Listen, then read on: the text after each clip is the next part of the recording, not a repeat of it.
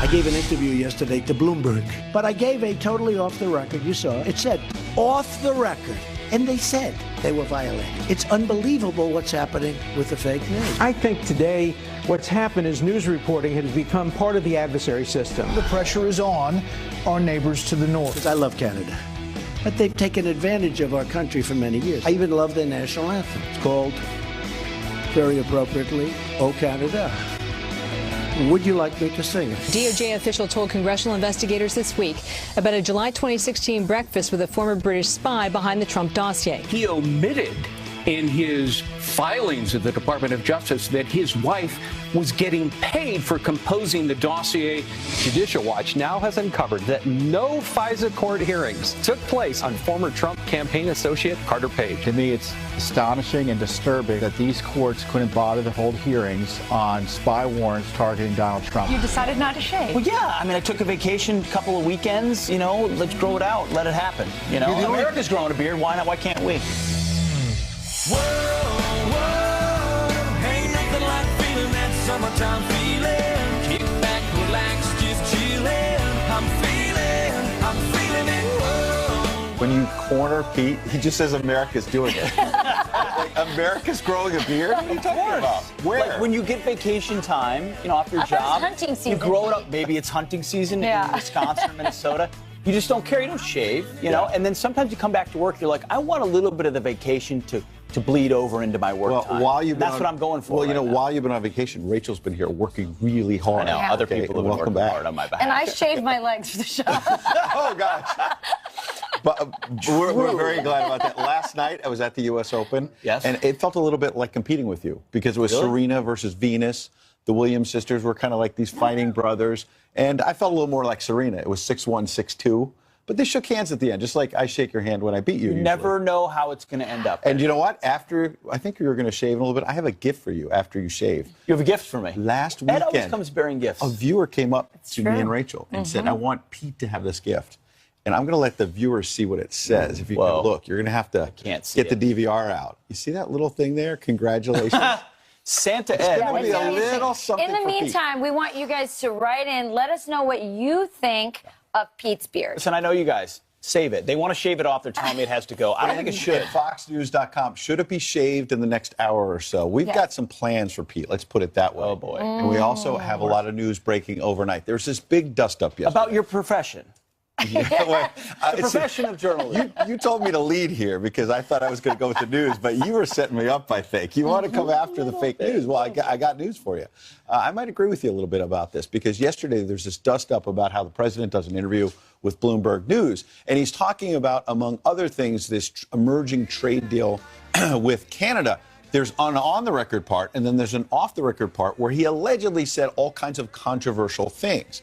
When you read them closely, they don't sound that controversial. Yeah. The Toronto Star saying Donald Trump confirms the Star story on his secret bombshell remarks about Canada. Well, what were the bombshell remarks? Among other things, he allegedly told Bloomberg in the private part of the interview, I can't kill these people, he said of the Canadian government.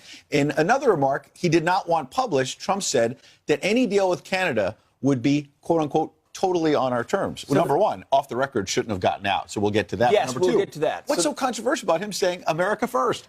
I want a good deal. I read the remarks. They didn't feel controversial at all, Rachel. They're not controversial. However, if you're in the middle of a deal trying to help American dairy farmers, maybe you don't want that out there. And when I read the remarks, I understood why the president was mad. Here's what the president has to say about being saying something off the record and it being printed. It said, still can't believe that Bloomberg violated a firm off-the-record statement. Will they put out an apology? So he wants an apology from Bloomberg. Yeah, he does. I mean, he calls it. I mean, he spoke last night as well. The president at I believe it was a series of fundraisers in North Carolina. It was fun.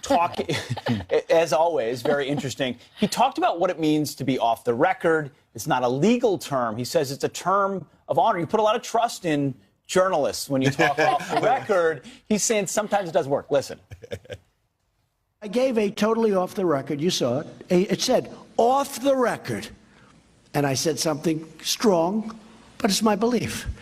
And they violated it. And they said they were violating it. When you say off the record, that's it's not a legal term, but it's a term of honor. They said, President Trump said, off the record, and then they go on to this. I said, this is the first. This is the first. These are very dishonorable people.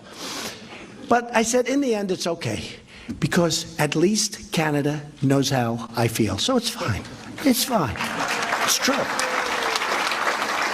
So there's the unwritten rules of journalism, Ed. So the president gave an off-the-record remark to Bloomberg. Somehow the Toronto Star got it. Does the Toronto Star then have the obligation to They don't have the obligation. record? I think Toronto Star, as journalists, if they did reporting and found out the president said this in private, by the way, the president's not confirmed he said it, basically. He's not denying. He's angry about it, and justifiably so. So the question to me is, did the Bloomberg reporters who did not publish those off-the-record remarks, did they start talking to their colleagues in the press room and say, you won't believe what he said off the record, which is something you're not supposed to do, because then it's going to get reported. If it's off the record, it's not just off the record to publish. It's off the record to talk about. You're not supposed to, because once you start talking about it, it's going to leak out. I think in the end, this isn't so bad for the president. I mean, look, he is the only president in recent history that has gone to bat for American workers, for American farmers. The farmers in dairy country love that he's fighting this hard for them. Oh, by the way? Yes. The trade talks, everyone said, they're off because of these off-the-record marks. They're back on Monday. Because Donald Trump has them cornered, and they have to. Really that big of a deal. Like, maybe this is all part of a giant negotiation strategy. Now that we've got a good deal, or a better deal with Mexico, Canada's got to come on board. We shall see. But really quick, Ed, does this hurt the president? I mean, the press, I mean, they say they want more access to the president. It hurts credibility. You get time with the president and something he tells you on the side. Hey, I'm trusting. That's the thing. It's a trust. I'm trusting you. Look, the last couple of days, we've also been spending a lot of time, justifiably so, on memorial services for two important Americans, John McCain and Aretha Franklin. Yesterday, here we are. We're talking about, hey, let's celebrate the life and legacy of this American icon, Aretha Franklin. And what does Al Sharpton of MSNBC do? He gets up there and tries to cover a mistake he made, misspelling one of her most famous songs when she first died. He went on MSNBC and misspelled the key word, which you're going to hear, respect. He turned that around as what? A jab at President Trump at a funeral. You know, the other Sunday on my show, I misspelled respect. And a lot of y'all corrected me. Now I want y'all to help me correct President Trump to teach him what it means. And I say that because when word had went out that Miss Franklin passed, Trump said she used to work for me. No, she used to perform for you. She worked for us. Aretha never took orders from nobody but God. I mean, Aretha Franklin, an American icon, as you said, an amazing woman that changed our culture, empowered a lot of people, wonderful. To me, the story was not those comments, predictable from Al Sharpton. Yeah. Right. You looked at the so-called mainstream media, there were a lot of photos circulating. You had Bill Clinton, you had Jesse Jackson, you had Al Sharpton. And then in the fourth seat, you had Louis Farrakhan. Oh, wait, there he is on the left. Oh, there he is. A lot of the media cropped him out. A lot of the mainstream folks didn't want Louis Farrakhan. May I remind you, white folks are going down. White people deserve to die. The satanic Jews. He's an out-and-out racist. And the reality is, he can go to that funeral. Sure, if the family cool. wanted him it's a family thing. It's totally understandable. But so much of the media were putting photos out of the other three and not him. And I just think it's such a double standard. Imagine if the inverse were to be true and there were a white national racist there.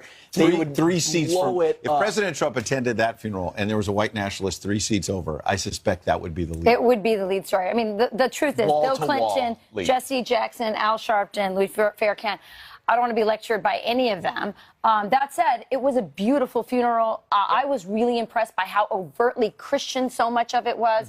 And certainly Jennifer Hudson's rendition of Amazing Grace was, I mean, talk about divinely inspired. It brought tears to the eyes. It was wonderful. It went on a little long, and we don't want to go too long. It was a long It went on for hours. I hope they had snacks because it was like 8 hours long. So anyway, we're going to turn. A few more headlines, right? Yeah, we're going to read some headlines, and we'll have some snacks. Yes.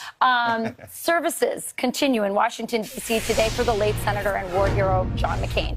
His family, including his mother Roberta and wife Cindy, paying their final respects to McCain, who is the 30th person to lie in state in the U.S. Capitol Rotunda. I will miss a dear friend whose smile reminded us that service is a privilege and whose scars reminded us of the great cost that brave souls pay for our freedom. And later this hour, we'll have a live report from Capitol Hill on the ceremony planned this morning at the National Cathedral. The FBI arresting the Muslim extremists accused of training kids to become school shooters at a New Mexico compound. All 5 now charged with breaking firearm and conspiracy laws, and they're going to appear in court on Tuesday. 3 of the suspects were released from custody on Wednesday after prosecutors missed a deadline to present evidence. 11 starving kids were found during a raid at a compound last month, along with the remains of a little 3-year-old boy. Unbelievable. Colin Kaepernick welcomed by the crowd at the U.S. Open with a standing ovation. The social justice warrior sitting in a luxury box with his former teammate, the Williams sisters showdown in New York. Serena Williams beating Venus in straight sets to move 1 round closer to another major championship. It was the 30th time that the pair have faced off in their careers. Wow. Those are your headlines. As I mentioned, I was there. I was stunned about the standing ovation. Colin Kaepernick was, a few sections from me. Yeah. He was well received. Let's just put it that way. All right. The viewers spoke, and we are going to listen. Pete's vacation beard is literally on the chopping block this morning. I don't think the viewers spoke. They spoke. They did. We asked a few moments ago. The viewers spoke. I'll tell you this. I saw you, and I was like, that beard has to go. I'll tell you. We have a one live fan. look. Pardon, we have a live look of the barber standing by. Look at this. He's got everything. Where are the blades? That's what I want to know. Where are the blades? He doesn't seem that excited. We just woke him up. Yeah, Apparently, we literally just called him. There's been a lot of response. You have one person standing up for your beard. That's my husband, Congressman Sean Duffy, who Thank said you, Congressman. he said you should keep it. He said it looks good. Thank you. I'm glad you're getting it shaved. Listen to what Judy emailed in. Hate Pete's beard. He was so cute before, and now I don't even like looking at him. Please tell him, shave it off. That is hilarious. From Mike, make Pete shave again. Oh, that's the best response. Probably pretty good. And Chris, the beard would work well on a deserted island with a parrot, but not on Fox and Friends. Can we get a parrot? We might. You know what? Keep the emails coming. There's one last hope. Maybe we could send the barber away. Friends@foxnews.com. What do you think? So far, it's 3-0. If Maybe you more. like it, 3 Shave it off. cherry-picked emails to nothing. What do the kids I gotta think? believe. What do the kids think? The Do they kids like love it? Yeah, I mean it's fluffy. I feel like Absolutely. Santa Claus. There's a lot of All right. grays. You were coming so in now. cute It's before. sad. Anyway, President Trump warned the DOJ he's about to take some action. If it doesn't straighten out properly, I want them to do their job. I will get involved, and I'll get in there if I have to.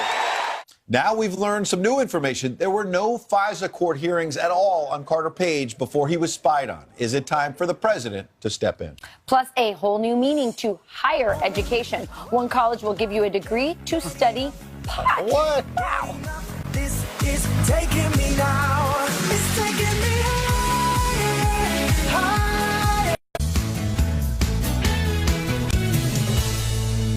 Sounds like a new bombshell report about the Russia probe. A court filing uncovered by Judicial Watch reveals that no FISA court hearings took place before they approved that controversial request to surveil the Trump campaign aide, Carter Page. Here to react, former Deputy Director of Public Affairs at the DOJ, Ian Pryor. Ian, thanks for being here this morning. Tom Fitton was on Sean Hannity's show last night talking more about that. He's the president of Judicial Watch. Listen to what he had to say.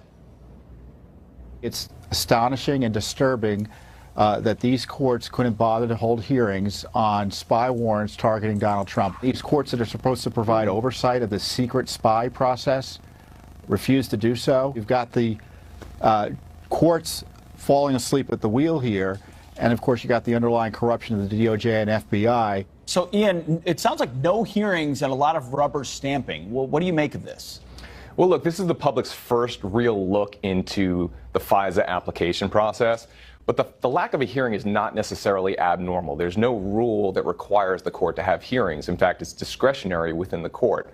That said, it's been reported that what usually happens is the DOJ lawyers and the National Security Division engage in a bit of a back and forth with the court, with the staff of the court, to make sure that the application is buttoned up and passes court muster before they submit it. So that sort of takes the place of a hearing, supposedly. So, but Ian, let me challenge that, because if in fact that may be the case, that there's not a lot of hearings, okay, and if there are not, well, let's say we're talking about surveillance of a suspected ISIS terrorist, there might not need to be a hearing because we might have evidence at the Justice Department and the FBI that we got to go and stop a terror attack. In this case, we're talking about an American citizen in Carter Page.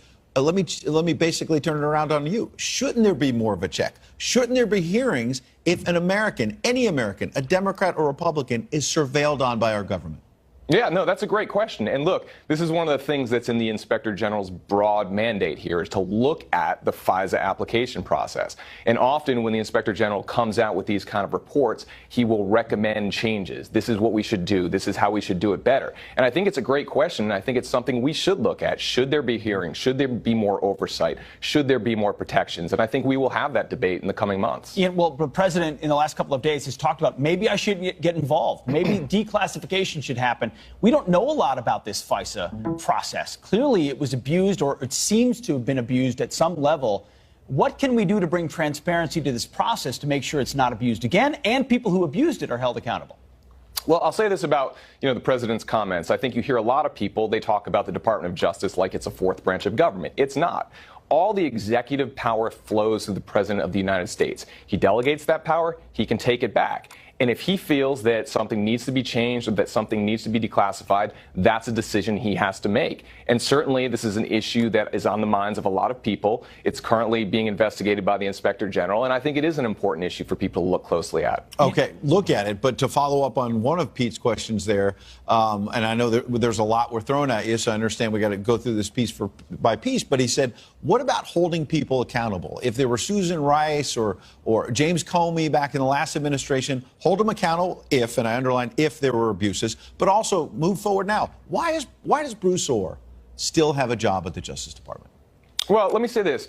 What Bruce Ohr did, back-channeling information from Christopher Steele to the FBI, was absolutely inappropriate. It was not his job. His portfolio was gangs and drugs, not counterintelligence. And even if it was counterintelligence, he was obviously conflicted. So he would have had to recuse himself. Because his wife was working at Fusion GPS, and he maybe even had a financial interest in this, a conflict of interest, as you say. So let me go back to the question. Where's the accountability? How does he still have a job? Because you're admitting and acknowledging fairly that this was inappropriate. Why does he still have a job? Well, I can tell you the leadership of this Department of Justice is going to follow the same process that they did when they fired Andy McCabe and Peter Strzok. They're going to let the Inspector General continue his investigation, submit a report. If that report shows that Bruce Ohr broke the law or broke department policy, I suspect he will suffer the same fate as Peter Strzok and Andy McCabe. So you don't think he'll have a job in 6 months or a year? I don't know. I have to see what the Inspector General report says. I know they're going to rely heavily upon that. Would a declassification of the FISA applications be a national security problem?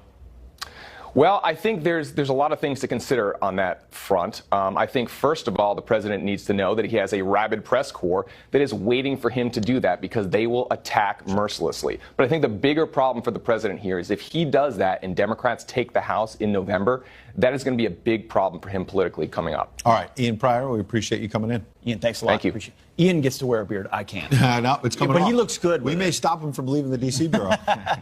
All right, well, he may have lost the 2004 election, but could he give it another shot 16 years later in 2020? Why his name has been added to the long list of Dems vying to take on President Trump. Windsurfing his way into the race. And how can you tell the story about the moon landing without the iconic planting of the American flag on the moon? Well, Hollywood seems to think they can get away with it. We'll ask a former astronaut what he thinks next.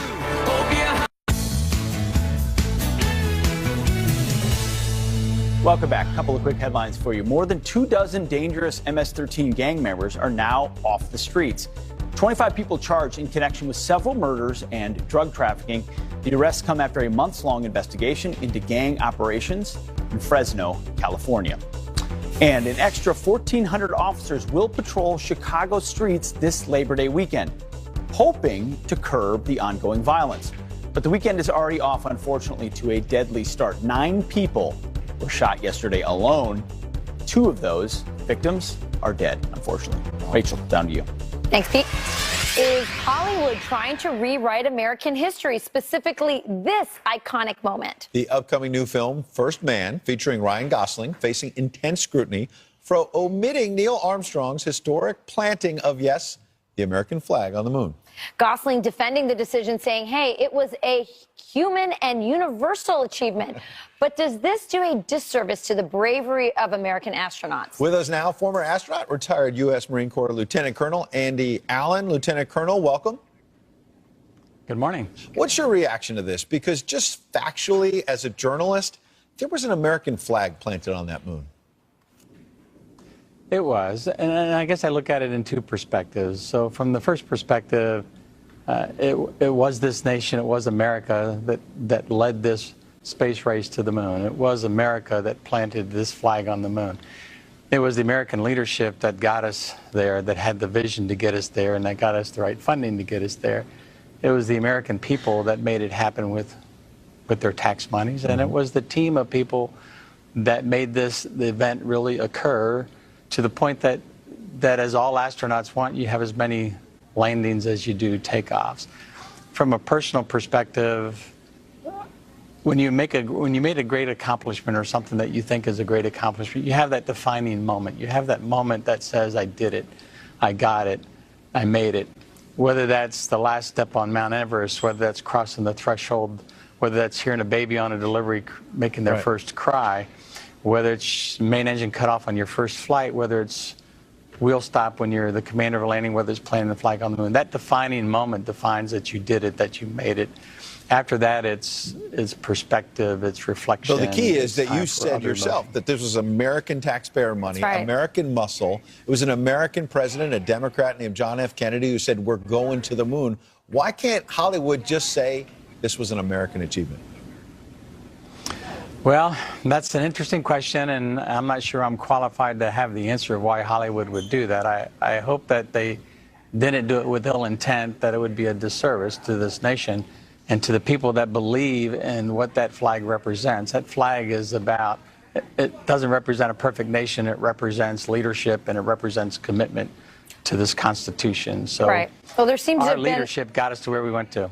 You want to say there seems to have been a lot of controversy about our flag lately, and who knows, maybe that had something to do with it. Here's a statement from Mark and Rick Armstrong, who are the sons of Neil Armstrong, on this omission. They say the story is human and it's universal, of course. It celebrates an American achievement. It also celebrates an achievement for all mankind, as it says on the plaque Neil and Buzz left on the moon. It is a story about an ordinary man who makes profound sacrifices and suffers through intense loss in order to achieve the impossible. So obviously his sons aren't offended or upset about this historical omission.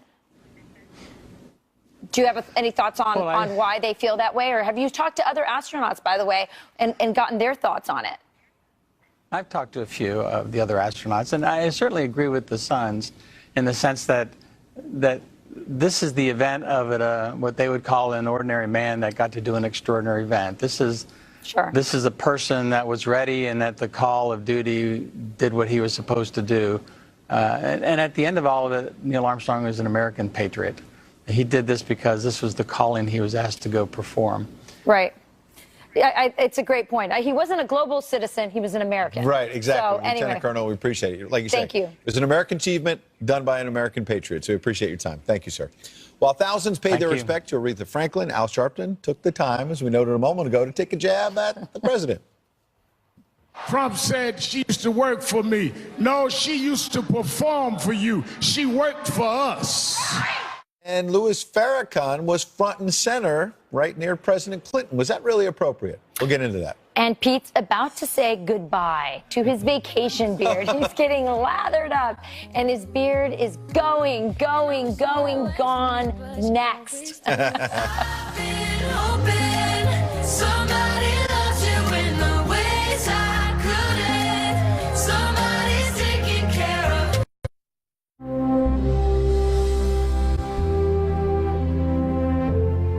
Services continue in Washington, D.C. later this morning to celebrate the life and legacy of Senator John McCain. And this comes after thousands of Americans flocked to the Capitol Rotunda to say their final goodbyes. Chad Pergram joins us live from Capitol Hill with more on today's memorial. Chad? These are the final hours for John McCain here at the U.S. Capitol, a U.S. Capitol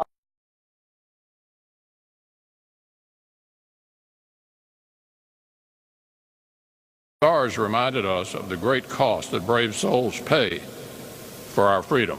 A man, yes, of the Senate, but also a man of the House. A Navy man. A family man.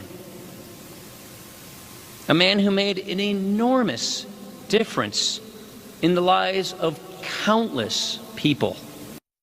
Now, without question, the most emotional moment of the day came when Sam Johnson, a Republican congressman from Texas who is retiring, who was a cellmate of John McCain's in Vietnam, was escorted to the casket by House Minority Leader Nancy Pelosi and Joe Crowley, the Democratic congressman from Queens, New York. Now, Senator McCain, he will be taken from the Capitol about 8:30, 9 o'clock this morning by motorcade to the National Cathedral. They will stop briefly, pause the motorcade by the Vietnam Memorial here in Washington. He will be eulogized by President Obama and George W. Bush, two people who beat him in his quest for the presidency. We'll also hear from Lindsey Graham, Republican senator from South Carolina, who is his best friend in the Senate. He will read from the Book of John. Very appropriate. And there will also be a reading from The Requiem, a poem by Robert Louis Stevenson. And it goes like this. Here he lies where he longed to be. Here is the sailor home from the sea. Rachel, Ed. Wow, beautiful. Thanks, Chad. Very moving. Thank you, Chad. Turning now to your headlines. A dozen airline passengers treated for respiratory issues after a can of pepper spray accidentally goes off mid-flight. Pilots declaring an emergency but safely landing in Maui hours after taking off from California. 3 crew members also treated, but it's unclear how the pepper spray went off. A passenger is now facing a fine for smuggling the pepper spray on board. Wow. TV co-workers turn out to be not so friendly off camera. The meteorologist on the right is accused of fracturing the skull and rupturing the eardrum of the TV anchor on the left. They need to come to Fox and Friends. West Virginia police say a bar fight broke out when Erica Bivens, the anchor, confronted Chelsea Ambrose for allegedly hitting on her husband. Police say that's when Ambrose violently shoved Bivens. Ambrose, she could face up to a year in jail while Bivens is recovering at home. Wow. A bikini-clad blimp of Mayor Sadiq Khan is taking to the skies over London today. Donors raising $75,000 to fly the 29-foot balloon over Parliament to mock the anti-Trump mayor. The stunt is in response to the Trump baby balloon that was flown in protest during the president's trip to the UK last month. Pete is jumping in from the barber. Yeah, he liked that one. One college is putting the high in higher education. New Jersey's Stockton University now rolling out a minor in marijuana studies. I would not be a parent wanting to pay for that. The pro-pot courses include business science and the law behind the budding field. 6 medical marijuana facilities are running in the Garden State, and officials are considering legalization for the recreational use of it. So that's the rationale behind the class. Wow. Those are your headlines, It's a good thing they didn't have a barber segment going on in that local TV thing, because they'd have a razor. Oh, yeah, that would be really dangerous to give those ladies knives. Rick, you look clean-shaven this morning. I want to comment on every one of those headlines. I know, right? I was hoping each one of those headlines was the last one so I could talk about it, because whoever put those together, that was really awesome. All right, talk a little bit about the weather. These are yesterday's high temperatures. It was so brutal this week across a lot of the eastern seaboard. A little bit of cool off yesterday and for the weekend, but the heat is coming back. Along with that, you notice these air streams right there. Cooler temperatures along the coast, but that air is moving toward the coast. And we're going to have all kinds of risks for rip currents along the eastern seaboard, even around the Gulf this weekend. So be very careful if you're out on the beaches for this last weekend, unofficial weekend of the summer. Take a look at this. Also, a lot of precipitation out there across the eastern 2/3 of the country. We'll see those pop up and fire up again this afternoon. All right, guys. Over to you. Wow. Wait, what's going on? I'm coming. Come on over, Rick. It's back to reality for a good friend, Pete Hegseth, and his vacation beard has got to go. That's right. Our viewers have spoken, and they have voted. I voted too, to take off this scruffy look. The viewers have not spoken. Yes, they If you look on Twitter, 53% said no, keep going. Come on. Here to show us a proper shave and how it's done on yours truly is Sion Mirakov, barber and co-owner of Cohen Barbershop here in Manhattan. And you told us you're Russian. Yes. And you weren't part of any of that Russian collusion stuff, There's right? a lot of irony in you Because doing Pete- Pete's beard. I believe there could have been some collusion for you wanting to shave the beard off. I think you might have got There's in a on lot this. of collusion behind the scenes about Right. this. All right. So now we're going to get to the shave part, right? Yes. It's with a knife. Sure. Straight blade, yeah. Okay, so we have some emails while Pete's getting shaved. We have an email from Julie. She says, glad you had a nice vacation. If you need a vote on the beard, I like seeing your face. See, that's actually, it's a compliment. Patty emails, you are too handsome to have that fur on your face. Shave. They're calling it fur. All right, Michael emailed. He says, a man without a beard is like a lion without a man. That's how I get it. I feel this. Listen, I am opposed to what is happening right now. I have gone into our boss's office every year for like 10 years saying, can I keep it? And every time they say no, and I don't get it, frankly. Here's an email from Mary, by the way. Pete used to be our all-American, cute, clean-cut boy next door with strange-looking socks. Now he looks awful. Wow. People are speaking. Phil writes in, Pete looks like he walked out of a Civil War meeting with President Lincoln. Wow. That is. So what's the best part of the shave? The hot towel? The whole thing, yeah. It's like a man spa. You know what's a bummer about what's happening to you right now is normally when you shave off your vacation beard, you do it in phases. Yeah. So you can be like, all right, now I have a goatee, or now I have a super long mustache. Like you got to go through this. We got a show to do, though. He's got to get moving. You're having to take it all off in one fell swoop. Keep a mustache. I'm hoping to keep a mustache. Don't leave the stash. All right. So you're going to have to stay tuned because we got a lot more. And we're going to see whether Pete's going to make it back to the show. He might be in the chair. The media is pushing a new poll claiming trouble for the president. But are the numbers misleading? What Team Trump is saying this morning, and that's coming up. And Brett Kavanaugh is President Trump's Supreme Court nominee. But what do people on the street actually know about him? Do you know his name? No. Anybody? Do you know who that person is? Neil Kavanaugh. That sounds like a combination of both. More of Pete on the street and then coming up. I have a Russian with a blade to my throat.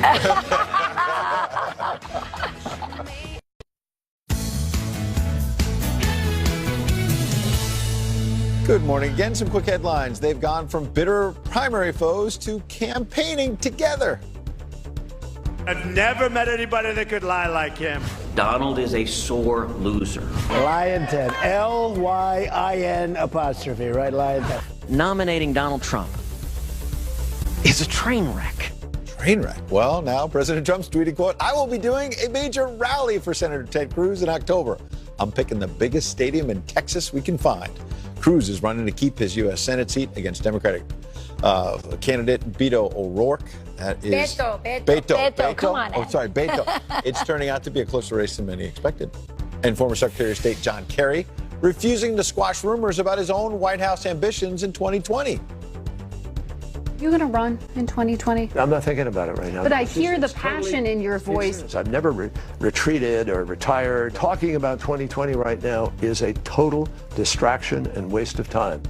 Waste of time. He didn't shut the door, though, so Kerry already won the Democratic nomination, remember, in 2004, but lost the race to former President George W. Bush.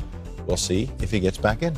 That's right. And thousands gathered in Detroit yesterday to pay their final respects to Aretha Franklin. But for the Reverend Al Sharpton, the Queen of Soul's funeral was the perfect venue to, yes, go after the president. On my show, I misspelled respect. And a lot of y'all corrected me. Now I want y'all to help me correct President Trump to teach him what it means. Trump said she used to work for me. No, she used to perform for you. She worked for us. Here with his reaction, Executive Director of unhyphenatedamerica.org, Christopher Harris. Good morning, sir. Hey, good morning. So I'm watching a good part of this. It went on for many hours. I couldn't watch the whole funeral, I have to admit. But it was a wonderful tribute to a wonderful woman, an American icon. There were beautiful songs. Of course, there was wonderful music. And there were a lot of wonderful eulogies, including by former President Bill Clinton. Why in the world would somebody have to drag in the president and use this as a venue to beat up on the commander-in-chief? Well, you know, Ed, I think that I heard that the Ringling Brothers, Barnum and Bailey Circus, went out of business back in May, but it seems like Al Sharpton was trying to turn it into a circus event. You know, and Aretha Franklin is an icon. And that's how she should be remembered, you know, and not allowing people like Al Sharpton to use this as an opportunity to take shots at the president. You know, what the president's doing is actually helping America in general and black folks in particular. So why take shots at the president instead of just honoring Aretha Franklin? Mm-hmm. Right.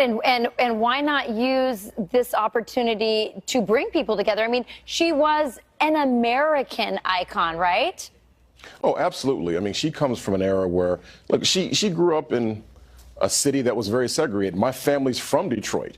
You know, my parents grew up around the corner from Aretha Franklin's family, and they can tell you what Detroit was like back then. But yet, and still, people like Aretha Franklin, with whatever they experienced, they still loved America, whether it was James Brown or other singers like that. They traveled around the world, but they still talked about how much they loved America. Right. And it's a shame that people like Al Sharpton wanted to take shots and try to denigrate the American president in a place where there was no need for it, there was no calling for it. And you rightly point out civil rights, the importance of that, and pushing back against discrimination in this country. So then why in the world would Louis Farrakhan be up there sitting a couple seats away from a former American president when everybody knows he's an anti-Semite, says absolutely absurd, offensive things all the time?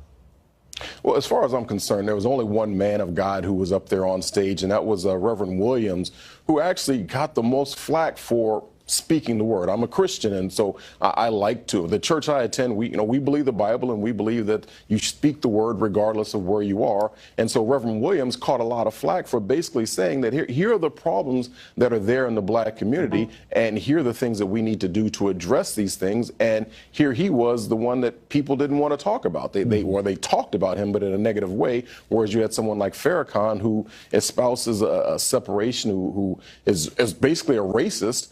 And nobody wanted to denigrate him. And he's sitting up there next to, I would call Al Charlatan more than Al Sharpton. He's not a reverend. Right. He talks about division a lot more than actually bringing people together. Christopher Harris, appreciate you coming in. Thank you. Thank you. Mm-hmm. Now, we're just about 2 months from the midterm. So what are the key races that will determine the balance of power on Capitol Hill? Jim McLaughlin joins us to break it down next. Plus, these are the 8 Supreme Court justices on the bench right now. But how many people can actually name them? We put Pete on the street to find out. Come on, the rising wind. They're going up around the bend.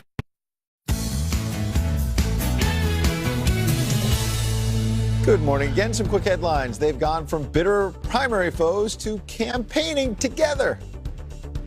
I've never met anybody that could lie like him. Donald is a sore loser. Lyin' Ted. Lyin apostrophe, right? Lyin' Ted. Nominating Donald Trump is a train wreck. Train wreck. Well, now President Trump's tweeting, quote, "I will be doing a major rally for Senator Ted Cruz in October. I'm picking the biggest stadium in Texas we can find."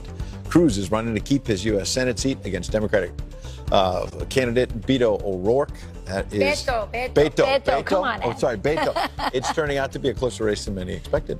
And former Secretary of State John Kerry refusing to squash rumors about his own White House ambitions in 2020.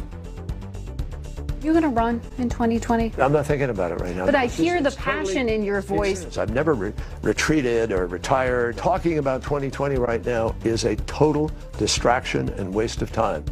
Waste of time. He didn't shut the door, though, so Kerry already won the Democratic nomination, remember, in 2004, but lost the race to former President George W. Bush.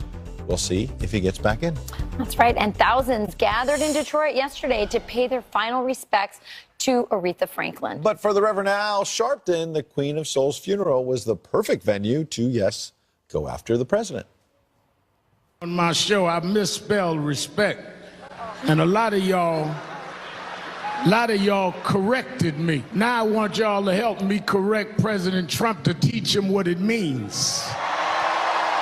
Trump said she used to work for me. No, she used to perform for you. She worked for us. Here with his reaction, Executive Director of unhyphenatedamerica.org, Christopher Harris. Good morning, sir. Hey, good morning. So I'm watching a good part of this. It went on for many hours. I couldn't watch the whole funeral, I have to admit. But it was a wonderful tribute to a wonderful woman, an American icon. There were beautiful songs. Of course, there was wonderful music. And there were a lot of wonderful eulogies, including by former President Bill Clinton. why in the world would somebody have to drag in the president and use this as a venue to beat up on the commander-in-chief? Well, and I think that I heard that the Ringling Brothers, Barnum and Bailey Circus, went out of business back in May, but it seems like Al Sharpton was trying to turn it into a circus event. And Aretha Franklin is an icon, and that's how she should be remembered. And not allowing people like Al Sharpton to use this as an opportunity to take shots at the president. What the president's doing is actually helping America in general and black folks in particular. So why take shots at the president instead of just honoring Aretha Franklin? Right, and why not use this opportunity to bring people together? I mean, she was an American icon, right? Oh, absolutely. I mean, she comes from an era where, look, she